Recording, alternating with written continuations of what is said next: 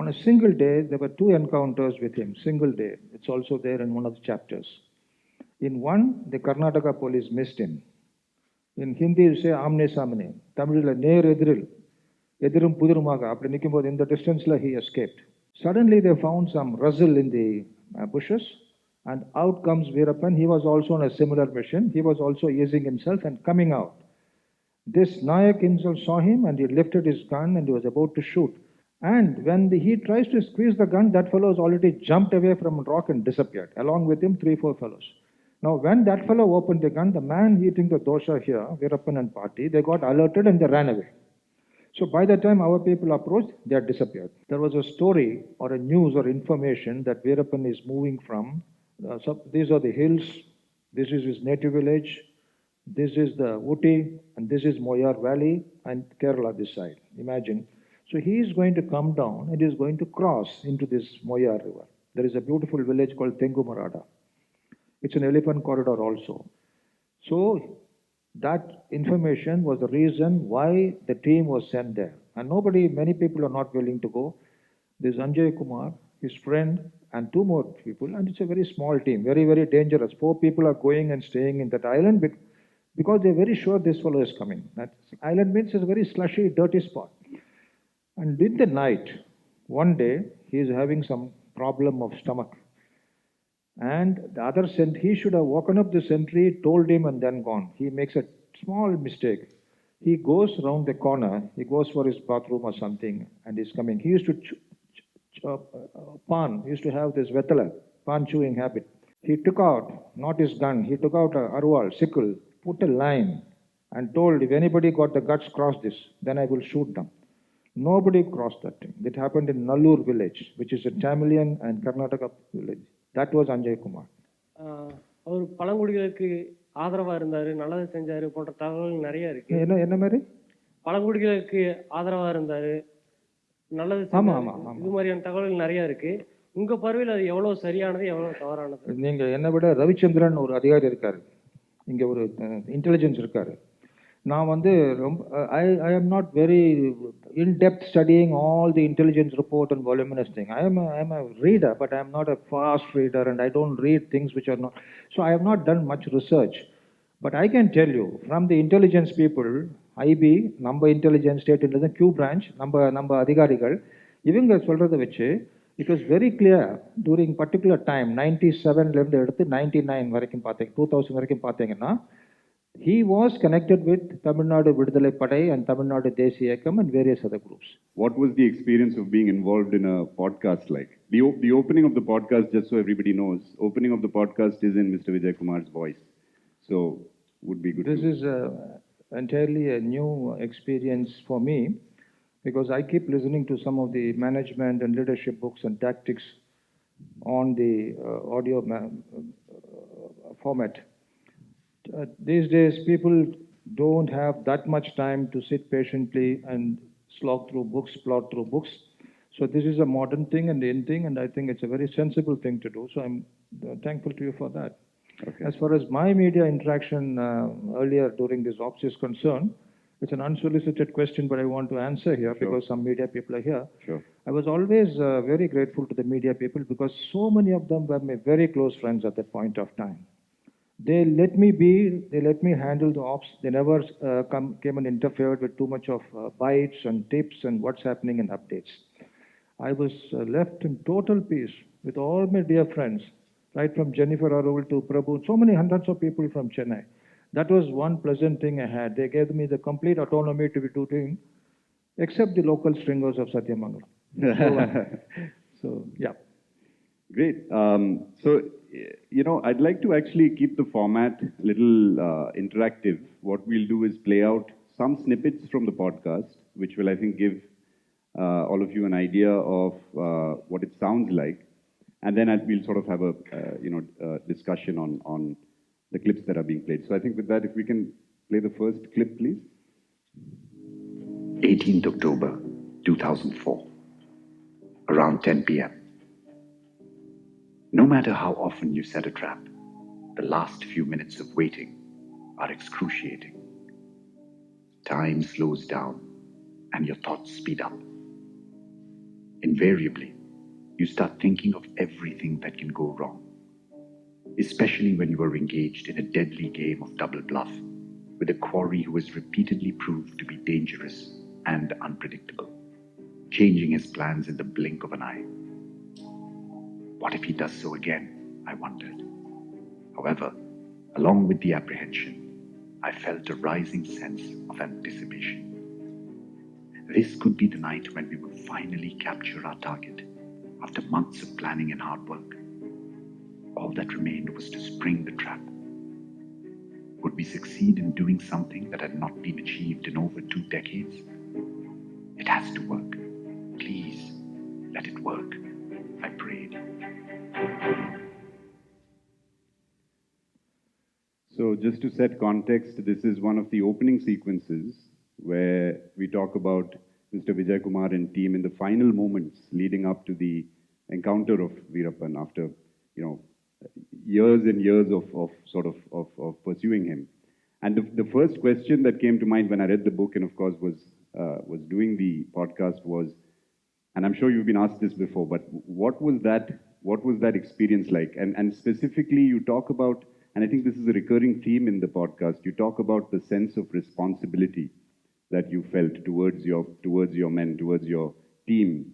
How much of this was a kind of a factor running through your mind in these moments leading up to the encounter? So whenever I think back of this this picture and thing, I keep reminding myself I should not be self-delusional, because after a certain point of time you start thinking that you have done it. So always remind myself that when I run through that moment, 10:50 to 11:10 is a critical 20 minutes.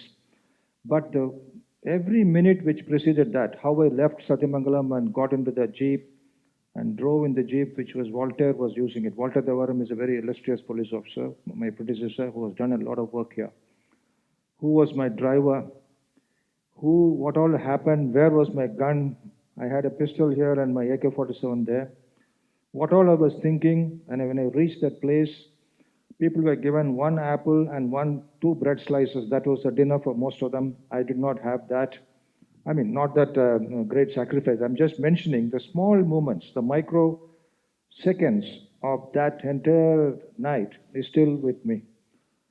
Very proudly, not my long-term memory may be very sharp. Sometimes you may forget what happened to you yesterday. As you age, that's what happens. It's not just long-term memory.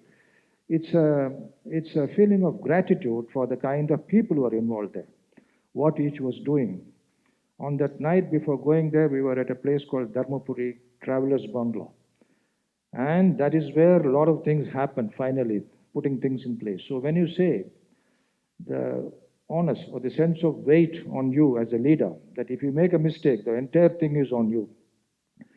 Frankly, throughout my police career, my people have been carrying me on the shoulders. I had that luck to be a leader because except for the first 10 years where I really had to show that, yes, I am here, rest of the time the velocity was given by the department and my colleagues. They always trusted me, and they had fantastic people like Walter Devaram to lead this force, Shankar Bidari from Karnataka.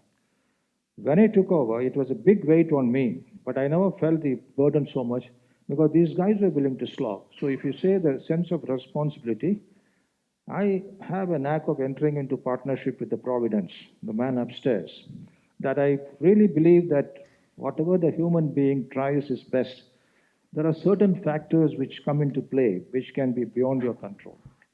On that night also, things could have really gone out of our hands, but it did not. It was very much within our grasp.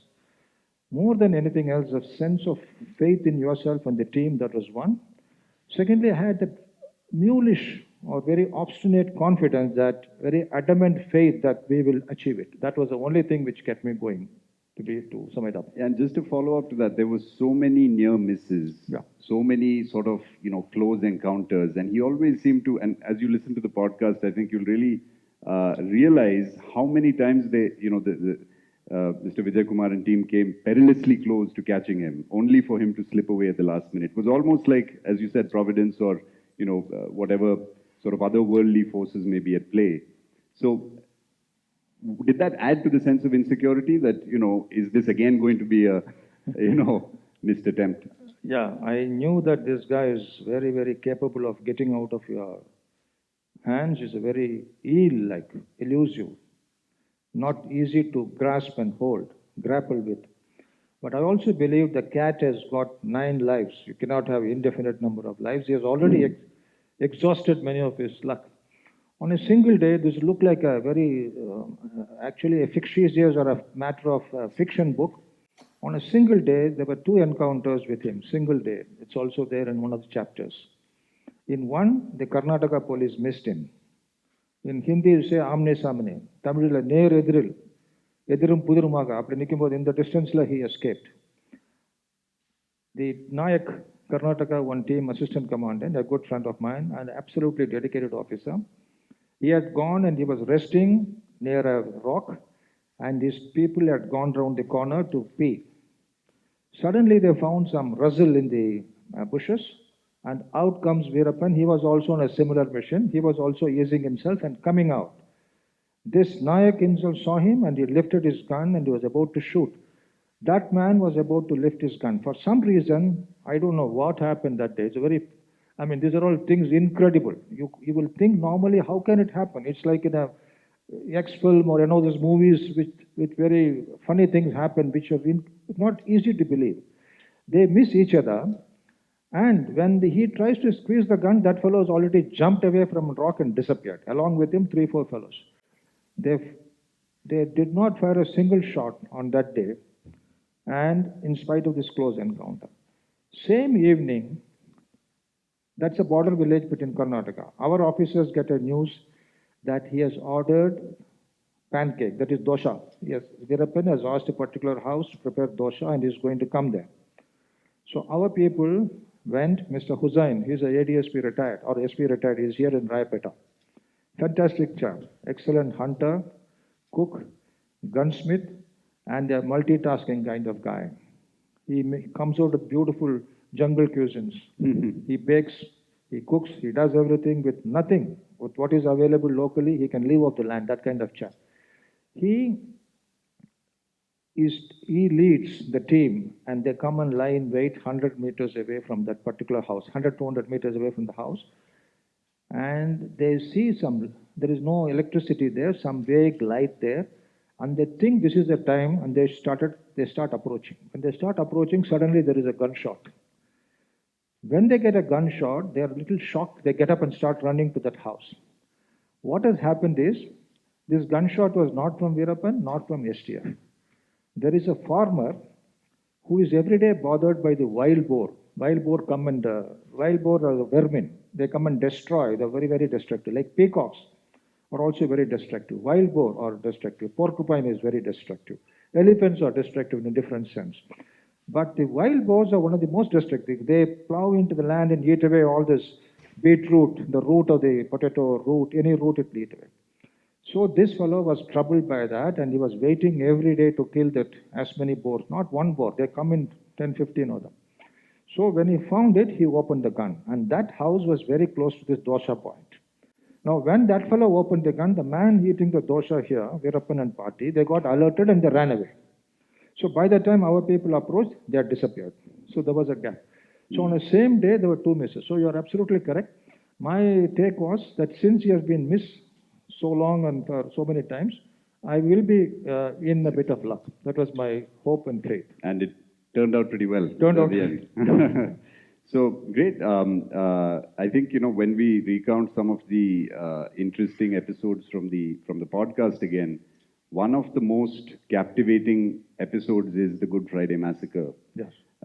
Just for the sheer audacity and scale of that attack, right? At least again as a reader of the book and then while doing the podcast, one thing that really stayed with me was just how daring that attack was and how frontally he kind of combated the police force, claiming 22 lives in that attack. I think if we can just play the clip to give you a sense of the incident. This is clip number 3. The next couple of... Clip number 3. The gangsters heard the rumble of bus engines and sighted the 2 buses, but not Rambo's jeep, came crashing back to earth in a mixed shower of mud, metal, and gore. Gopalakrishnan was thrown out of the vehicle. So that gives you some sense of just how gory this whole episode was. And of course, you've seen so many of these things at such close quarters, which always, it's such a disturbing thought. I mean, so a related question, which probably I'll come to later, but the first interesting anecdote here is the fact that one of the men that was actually killed in this incident, Kolandapayan, was warned about this 3 days ago.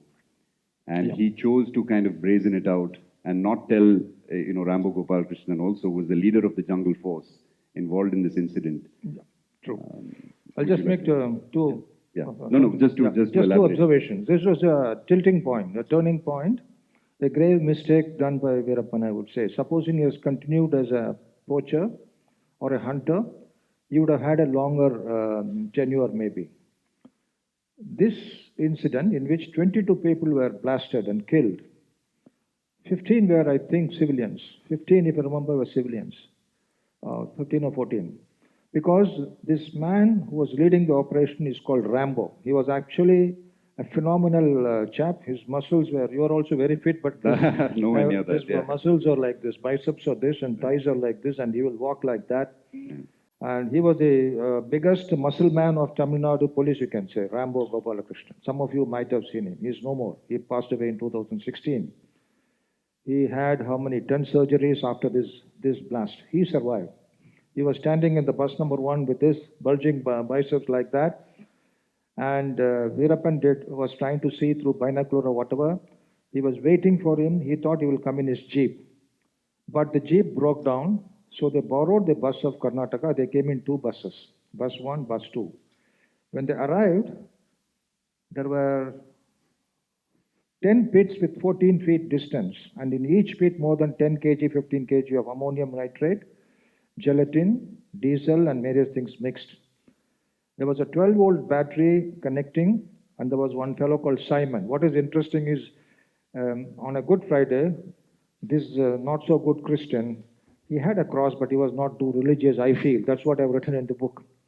He blasted it, and Gopal survived. This Kolandapayan also died. Who is Kolandapayan? Gopalakrishnan survived. That Kolandapayan is the brother of Setukuli Govindan, who is the most trusted man of Veerappan and who was there on the last day of the encounter. And he was actually more powerful and more intelligent and smarter than Veerappan. Sometimes the managers and PS are better than the bosses. The number 2 is better than the number 1. He was that good. So Govindan's elder brother is Kolandapayan, who was a colleague of Veerappan, and they were all playmates together, and in shooting, poaching, they were together, and a very dear friend. He left the team and joined the police side as Gopalakrishnan, Rambo's informant.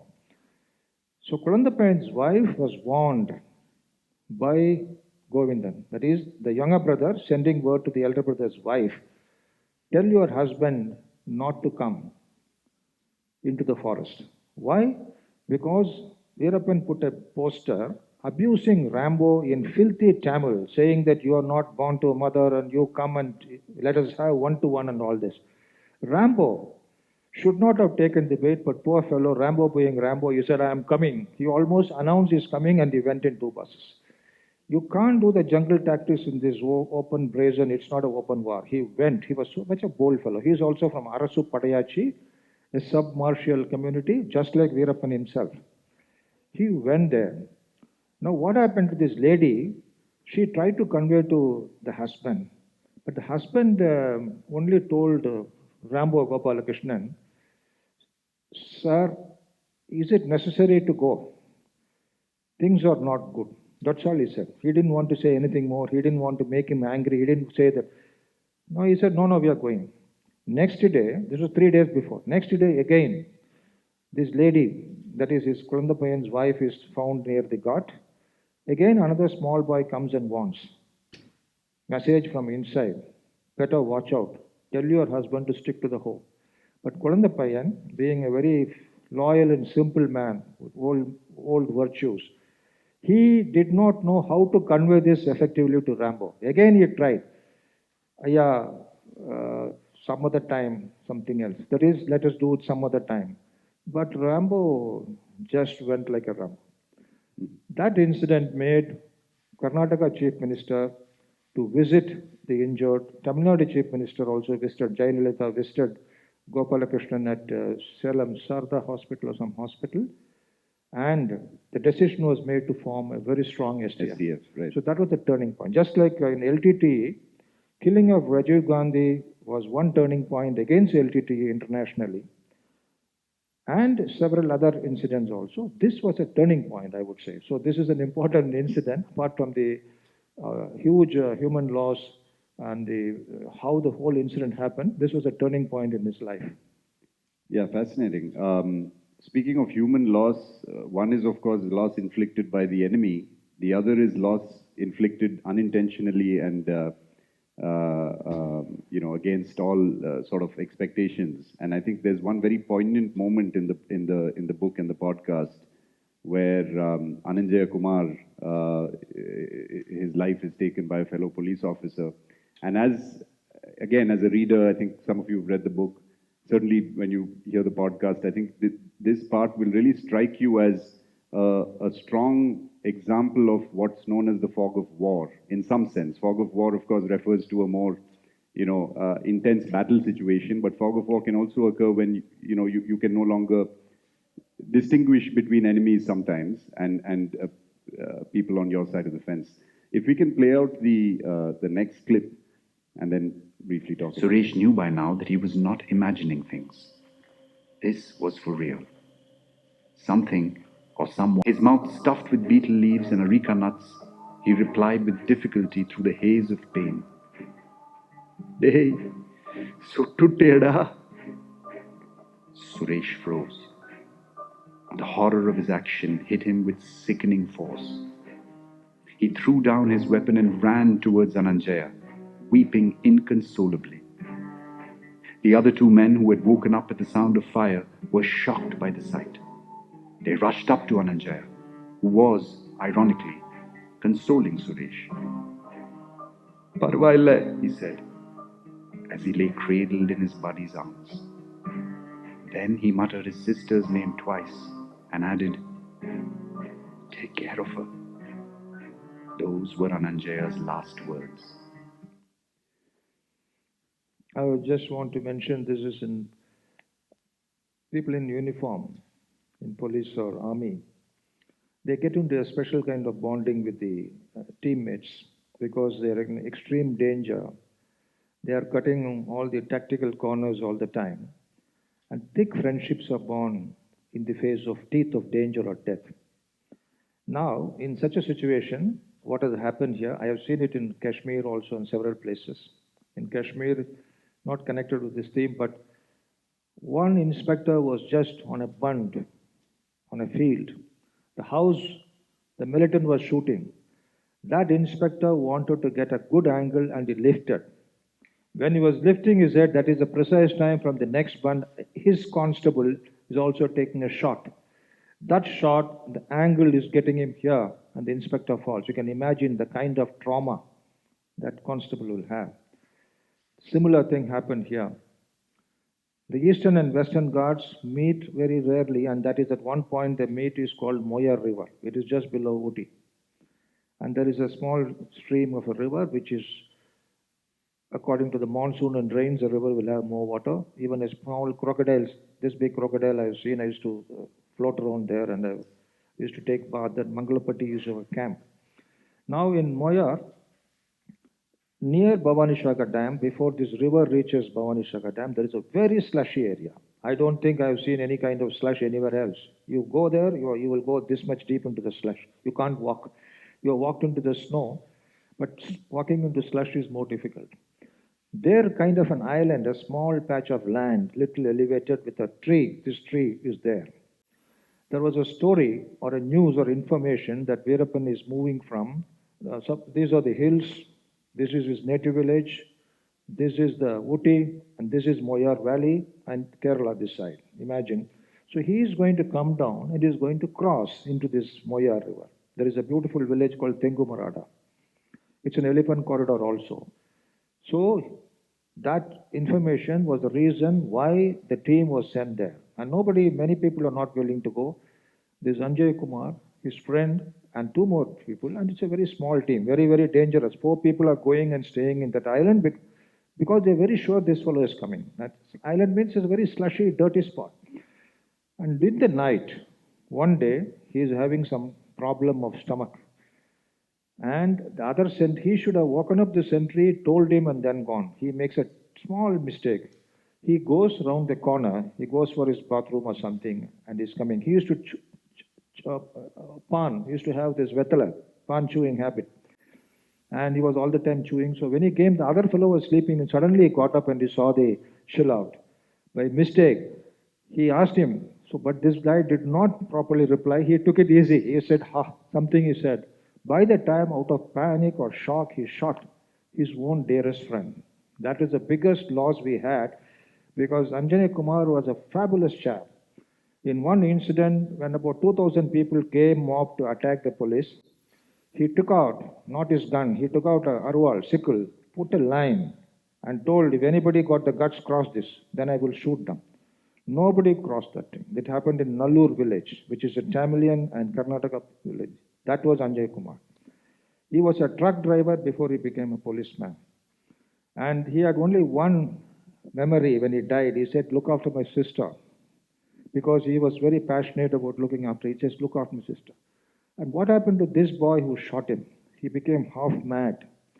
We tried to, not me, my teammates, earlier people who they tried to console him.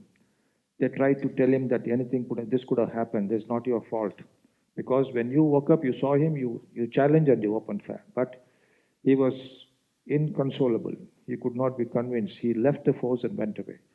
This was one of the most traumatic incidents within STF.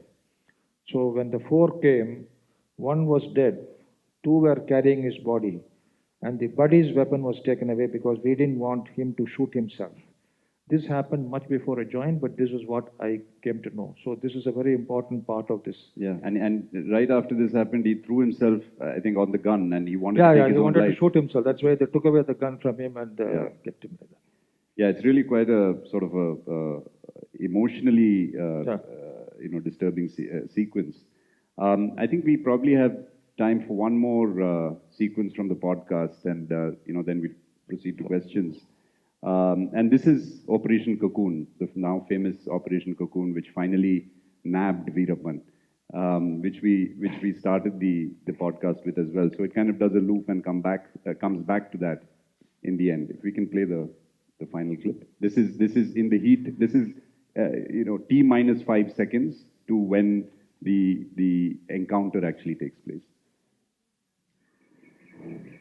Cocoon rocked on its wheels. Durai had 4 meters to reach the relative safety of Hussein's flank, just opposite my position. He headed for it, like Usain Bolt taking off from the blocks. After all, the firefight could begin any time, and he had no intention of getting caught in the core battle zone. I raised my right palm. Kannan's warning rang out over the megaphone. Surrender! You've been surrounded! A few moments went by. Then, the unmistakable sound of an AK-47 emerged from the rear of the theatre. There was a sudden flutter of birds from the tamarind trees. Far away, a lone dog barked. Soon, many joined the chorus. Shattered glass flew out of the rear of Cocoon. With the others fumbling to retrieve their guns, Govindan must have been the first to react, we later concluded. If the 4 men had come out of the vehicle with their weapons raised, we would have accepted their surrender. But the moment they opened fire, they closed that window for themselves. I could not risk losing any of my men. A total of 44 cops and foresters had already died at the hands of these men. At least 80 more civilians, known to the police, had been killed by them. There may have been more deaths that were never reported.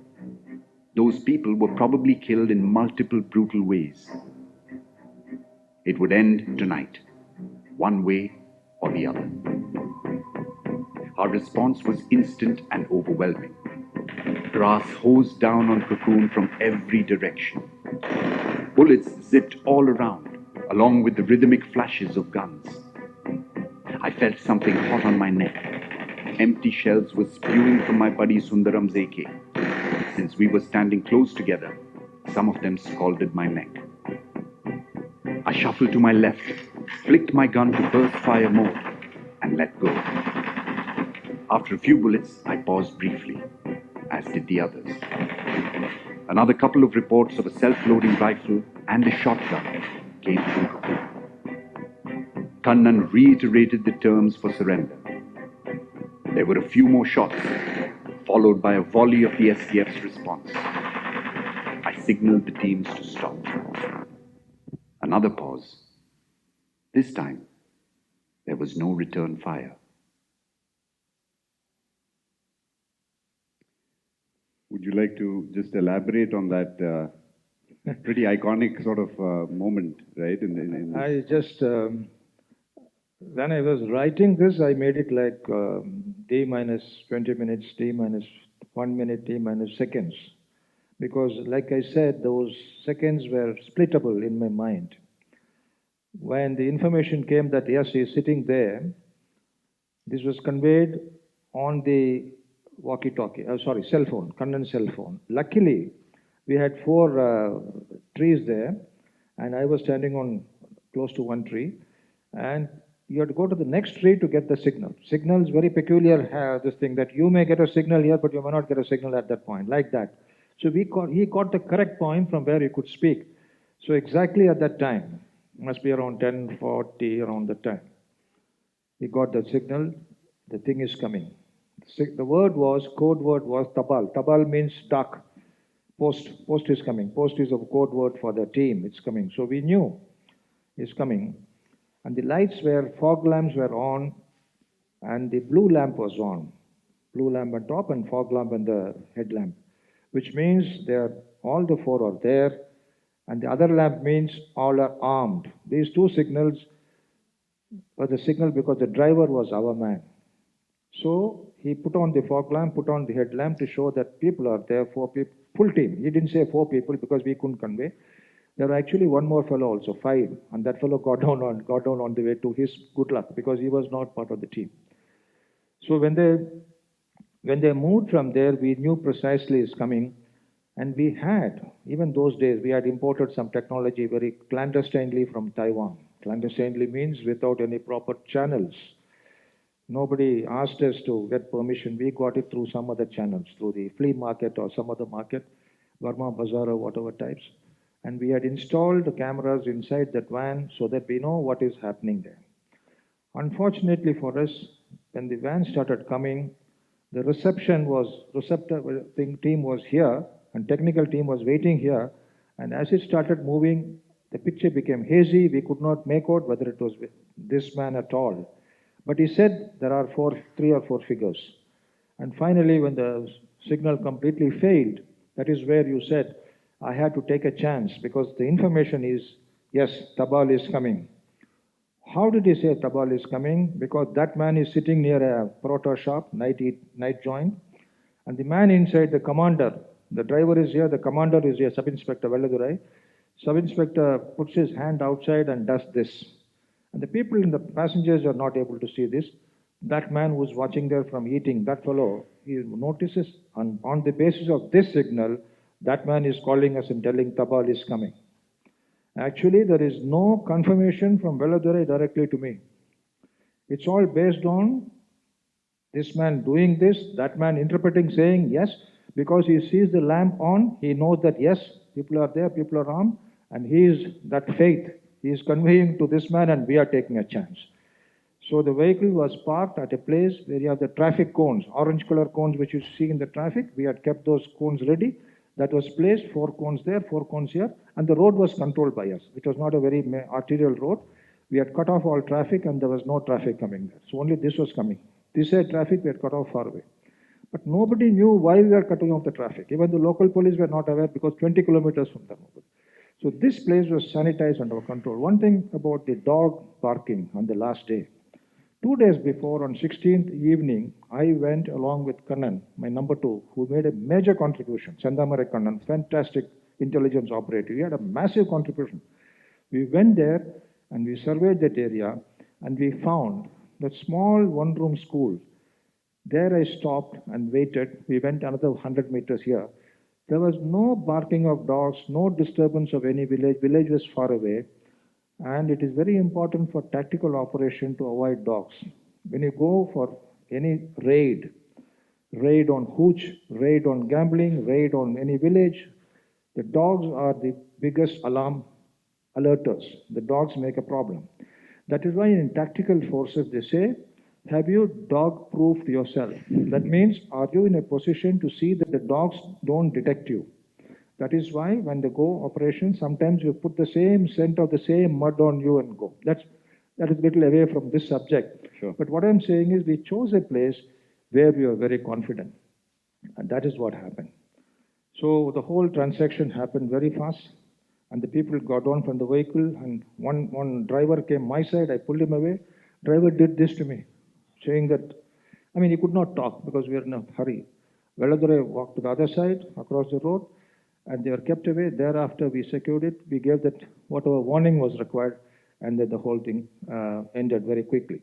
Yeah, and as you're listening to it, you really are rooting for Mr. Vijay Kumar and team to pull it off, right? So it's really fascinating. And one thing I just want to say in conclusion, I think we've kind of reached the end of the discussion time, is doing this podcast, there really was no occasion or even no reason to even adapt or change or go to Mr. Vijay Kumar and ask for permission to change anything, because the book is so gripping. I mean, every part of the book actually lends itself to the podcast. So there was no adaptation required. The podcast actually is a straight, narration in a sense of what happens in the book. There is an audio book as well of the book, but that's very different because it doesn't have immersive sound and music and things like this. And here I should also call out the contributions of Jibin Shaji, who's done the SFX for this, and Sandeep Tulsidas, who's done the music. With that For this, said, I want to just acknowledge the role of Vikas Singh from Times of India, Delhi. He's a regional editor or whatever, senior editor. He had a major role in partnering with me on this. okay, On the whole narrative, yes. Okay. I would like to. Sure. Great. So, with that, any questions you have? We have, I think, about not very long, maybe 5 minutes for questions. And So the early birds. yeah. Type of question. We have a mic here, right? Do we have yeah. Any questions, anyone? Then.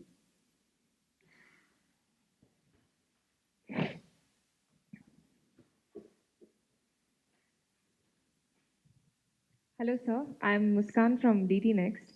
So, listening to clips from the podcast and also listening to what you have to say, it's really very interesting. So, my question to you is: there's always this one case in a police officer's life that changes something in them entirely. Is this that case for you? Yeah, I was. My whole police career has been a dreamlike project. But if you ask for that one single moment, I would say this one. Because the people tend to associate me with this. Though I was the team leader, the whole credit did not be on my table. I should equally share the bouquet with everybody, which I tried to do. And that's why I began my thing saying I should not get self-delusional to imagine that I'm a big guy, I did it. No. Therefore, a little bit of humility, not over modesty. I would like to say that yes, this was a major moment in my police life, I would say. Yes. Yeah.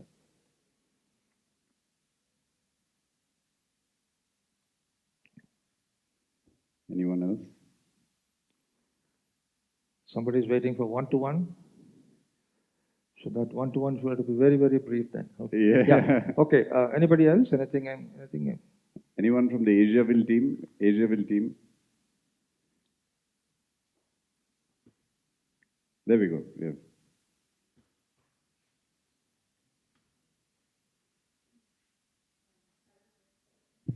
Yeah. Am I audible? Yeah.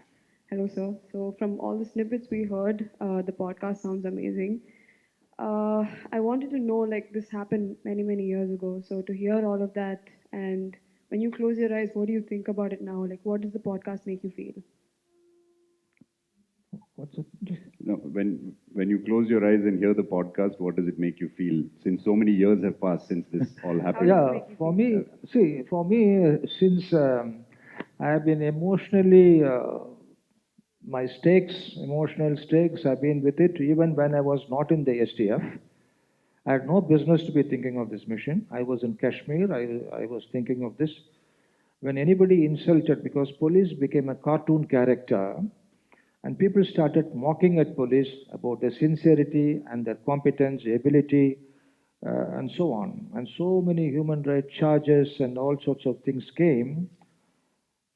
It's perfectly all right for a man to be charged if he has been committing some human rights. I am also with him. But to say, supposing she has done something wrong, and to trash all of you because you're all from the media and say you media guys are no good, and then the whole muck is chucked at you, that becomes very difficult. What happens is the very sincere, simple, incorruptible, honest policeman. It is not an oxymoron. In every rung of police, there are very great, honest men. It doesn't go by the rank at all.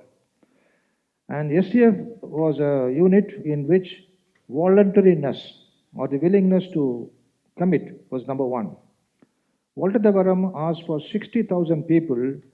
Walter Devaram was the senior most police officer as IG Law and Order. He made the offer open.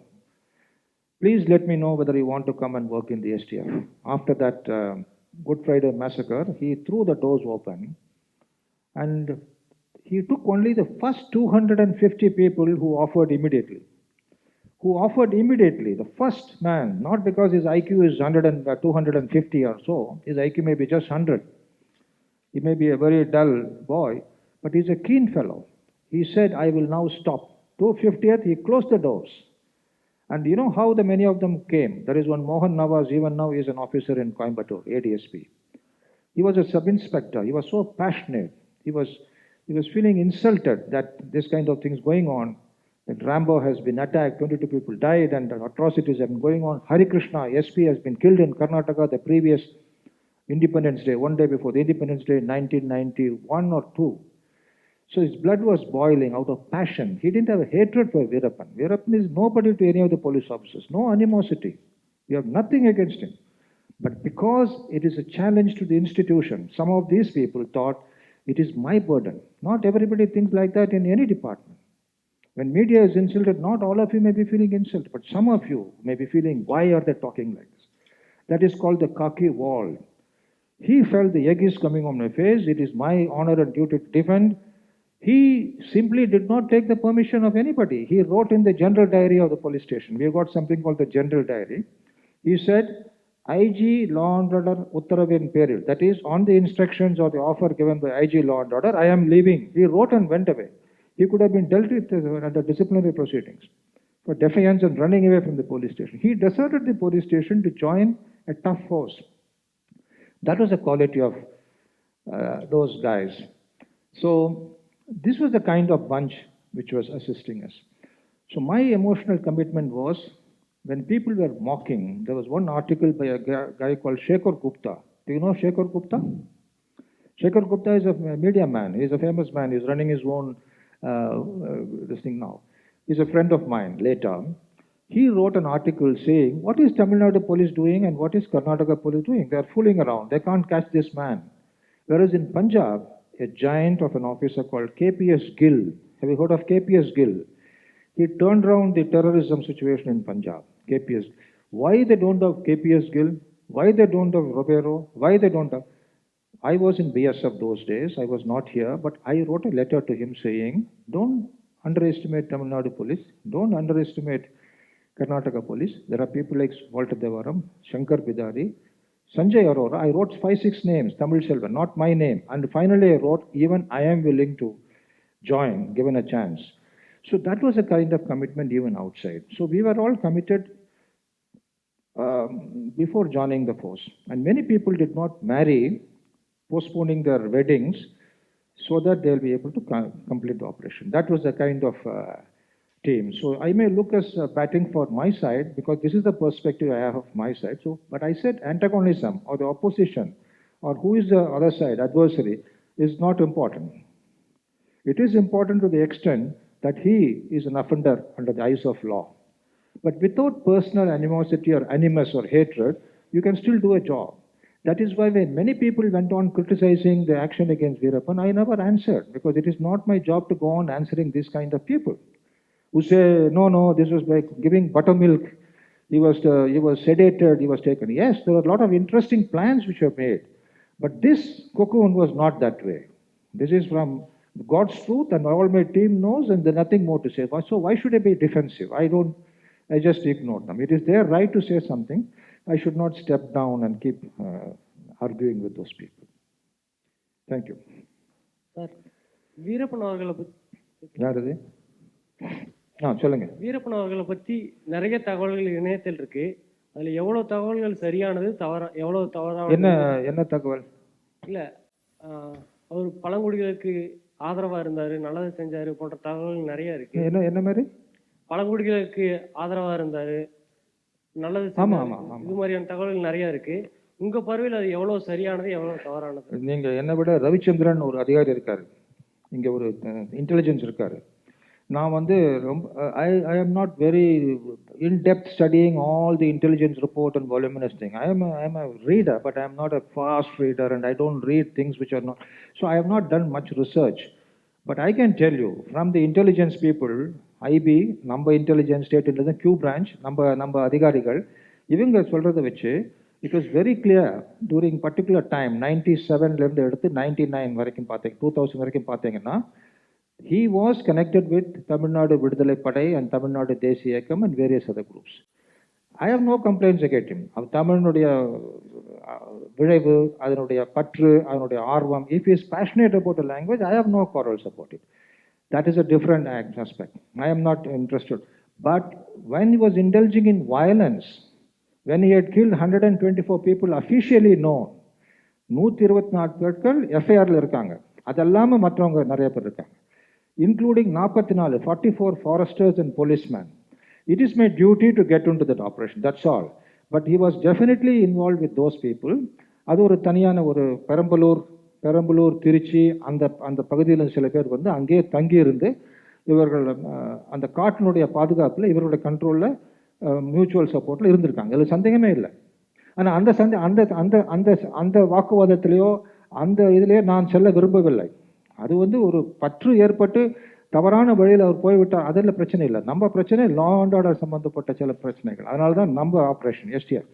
நாங்கள் எஸ்டிஎஃப்ல we never diverted our focus. There are three things, connected words: morality, moral என்பது ஒரு ஃபோர்ஸ்னுடைய உற்சாகம், that zeal, ebullience, fervor. We were concerned about our morale and we were concerned about public morale not going down. Morality, இதனுடைய பல பேர்கள் பற்றி பலவிதமான விஷயங்கள் வந்த போது கூட நான் அதை பற்றி கவலையப்படல. அவனுடைய மொராலிட்டி சரியில்லை, அவன் அப்படிப்பட்டவன் இப்படிப்பட்டவன் வரும்போது பலவிதமான இன்ஃபர்மேஷன் எங்களுக்கு வந்துச்சு. வீரப்பனை பற்றி சொல்லவில்லை, சம்பந்தப்பட்ட பல பேர்களுடையது ஒன்று, அவர் அது வாங்கிட்டார், அது பண்ணிட்டார், தவறு பண்ணிட்டார், அந்த இதுக்கு நாங்கள் சர்ச்சைக்கெல்லாம் செல்லவில்லை. we were focused, tunnel vision மாதிரி இதில் மட்டும்தான் நாங்கள் இதாகணும். அதனால தான் நாங்கள் எங்கள் டீம் கொஞ்சம் எந்த விதமான மற்ற பிரச்சனைகள் இல்லாமல் செய்ய முடிந்தது. I hope I have somewhat replied your question. Thank you. Just one last question, yeah? Yes, sir. Hi. Sir, அதாவது நான் திருநெல்வேலி ஆக்சுவலாக அப்போ வந்து இந்த வீரப்பன் ஆப்ரேஷனுக்காக நிறைய போலீஸ்மேன் வந்து இந்த மாதிரி டீமில் நீங்கள் ஜாயின் பண்ணுறீங்களா ஆப்ரேஷன் சொல்லி கேள்விப்பட்டேன். என்ன அதாவது இந்த டீம் நீங்கள் வீரப்பனை பிடிக்கக்கூடிய டீமில் வந்து ஃபார்ம் பண்ணுறீங்களா அப்படின்னு சொல்லி நிறைய போலீஸ்மேன்ட்ட வந்து சர்க்குலர் விட்டு கேட்டாங்களாம். அப்படி கேட்கும் போது நிறைய பேர் இல்லை நான் வரல அப்படின்னு சொல்லி பின்வாங்கினாங்க அப்படிங்கிற மாதிரி தகவல் வந்து அதிகமாக பேசப்பட்டு வருது திருநெல்வேலி அந்த சைடு ஃபுல்லாமே. அது போக இந்த டீமை நீங்கள் ஃபார்ம் பண்ணுறதுக்கு எந்தெந்த சேலஞ்சஸ்லாம் நீங்கள் வந்து எடுத்துக்கிட்டீங்க அப்படிங்கிறது எனக்கு கொஞ்சம் தெரிஞ்சுட்டு தான் இருக்கும்.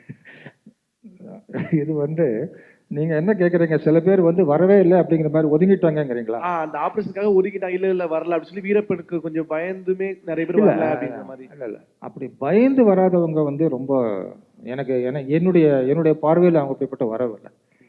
நான் வந்து அந்த மாதிரி பயந்து வராதவங்க I have never seen a man who, because my eyes don't search for the fellow who is a coward. ஒரு கூட்டத்தில் I don't look for a man who is a coward, I look for a man who is brave. So I am oblivious. I am blind to cowardice. I am cowardice blind. So I am unable to reply your question whether people hesitated out of fear for their lives. But people hesitated for fear of failure. அதாவது இது செய்ய முடியாத காரியம் 10-20 ஆண்டுகளாக 18 ஆண்டுகளாக நடந்து விட்டது. 18 years have gone. It's not a return on investment, means my personal commitment. If I go, I am not likely to succeed. That kind of cynical feeling, that skeptical feeling that I may not succeed, why should I go? அப்படின்னு சில பேர் வரவில்லை. நீங்கள் தயவுசெய்து யார் அவங்களுக்கு மட்டும் என்கிட்ட கேட்டுறாதீங்க, அது இங்கேயே இருக்கட்டும். இந்த மாதிரி தகவல் அதிகமாக பேசப்பட்டு வந்துச்சு, அதனால அந்த கொஸ்டின் கேட்டேன். தமிழ்நாடு போலீஸில் அந்த மாதிரி பயப்பட்டது இல்லை, அப்படியே துடிச்சிட்டு வந்தாங்க. Actually after the 250 were taken, more people were jumping into the thing. Walter said enough, because these fellows are the one who jumped into the thing first. They want to jump into the fire. I want these fellows, even they are idiots, doesn't matter. I don't care about the brilliant man who is thinking, considering and coming. I don't want him because he's thinking, he's ruminating, he's discussing two pros and cons. I don't want him because he's too much of a thinker. I want a fellow who can jump. The moment I say jump, he should jump. That's what. அதனால் நான் உங்கள் தெளிவாக சொல்லிட்டேன்னு நினைக்கிறேன். பயந்தவங்க இல்லைங்க நம்ம இதில் நான் பார்க்கல. Thank you sir. He is exceeded, but we'll give them. Okay, fine. ஏன்னா கொஞ்சம் இப்போ தான் வார்ம் அப் ஆகுறீங்க. We'll do one-on-ones, please. Okay. This is the last one, then we'll have to move. STF Vijay Kumar human Vijay Kumar. What is the difference in the two? Sir டிபார்ட்மெண்ட்டில் வந்து உங்களுக்கு ஒரு target கொடுத்துருக்காங்க அவரை பிடிக்கணும் அப்படின்ட்டு. So அந்த பார்வையும் ஆஸ் எ ஹியூமன் பீயிங்காக உங்களோட பார்வை. இப்போ வந்து என்னை பற்றி சில பேர் சொல்கிறது நான் கேட்க மாட்டேன். யார்ட்டிங்க என்ன நினைக்கிறாங்க, what do they think of me? I never ask opinion. I ask one thing wherever I go, who are the best people who worked here? I never ask who is the bad fellow who served here, because why bother about it? So அதனால என்னை பற்றி நான் கேட்கவே இல்லை. என்ன பேசிக்கிறாங்க? Because என் போலீஸில் வந்து ஒரு ஜில்லா, when we go to a district, there is a number 2 called special branch inspector. Special branch inspector is the most important custodian of all information and wealth. So he will be very loyal to the SP. SP wife மாதிரி வச்சுங்களேன். Wife வந்து வீட்டில், இவர் வந்து அந்த மாதிரி, அதாவது அந்த அளவுக்கு இன்டிமேட்டாக எல்லாம் சொல்லுவாங்க.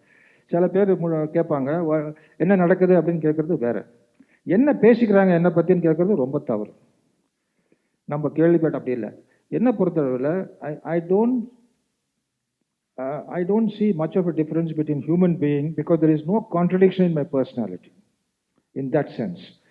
I don't try to pretend. I may smile with you and smile with you, but tomorrow if you are on the other side, even if it's my brother, I will be same to you as to my brother. That is I think my nature. I don't think it's a great matter of merit. I don't say it very proudly, I am the only guy. No, I don't. I am being very simple. But that's so, I don't think I put on a different show for being this thing. Even with all my interactions with public has been very this thing. And I don't think because there is one criminal sitting there, I don't look at the whole, I don't generalize, I don't stereotype. I am able to accept so many things happening. Because I am privy to many things which have happened in society, the good, bad and ugly, which happens at the highest level and at the lowest level. One thing I strongly believe is there is a lot of gems and good people below, and not so much above. Not necessarily everybody on top is very good, no. So since I have seen that, I take it very philosophically and simply. So there is no much difference between the policeman and personal. But if you ask me what I am very useful at home, I am not very competent at home. I don't contribute much to my home's anything. I'm on my own. Great. So thank you. We're fully out of time. We'll do the 1:1s now. Thank you everyone for coming, and I do urge everybody to please listen to the podcast, Audible, Chasing the Brigand. Thank you so much.